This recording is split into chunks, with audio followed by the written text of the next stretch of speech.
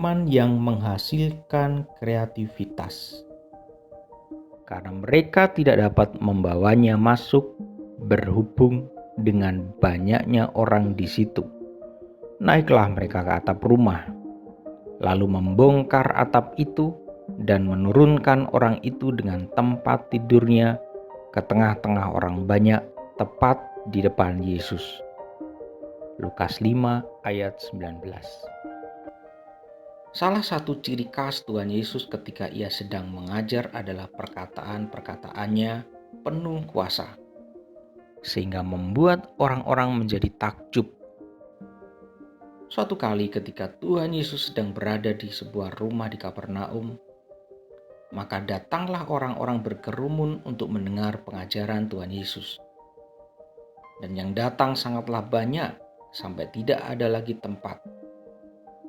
Sementara saat itu ada beberapa orang yang mengusung seorang lumpuh di atas tempat tidur dan mereka berusaha membawanya masuk dan meletakkannya di depan Tuhan Yesus dengan tujuan agar dapat disembuhkan oleh Tuhan Yesus tentunya. Karena banyaknya orang yang hadir di rumah itu, orang-orang itu jelas tidak dapat masuk ke dalam. Namun mereka tidak menyerah dan mencari ide lain agar mereka tetap dapat meletakkan si lumpuh di hadapan Tuhan Yesus.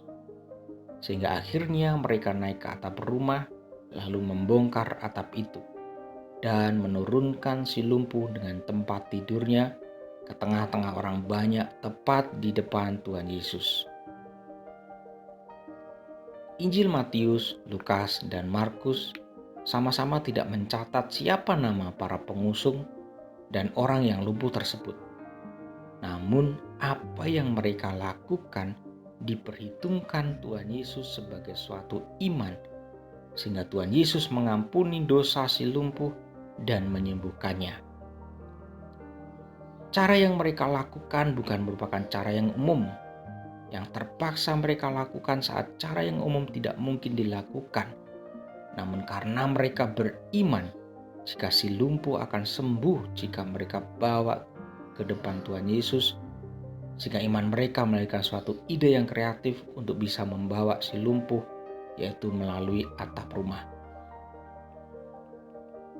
Di masa pasca terjadinya pandemi COVID-19, banyak dari kita yang mengalami kesulitan, baik secara kesehatan, ekonomi, sosial, dan lain sebagainya.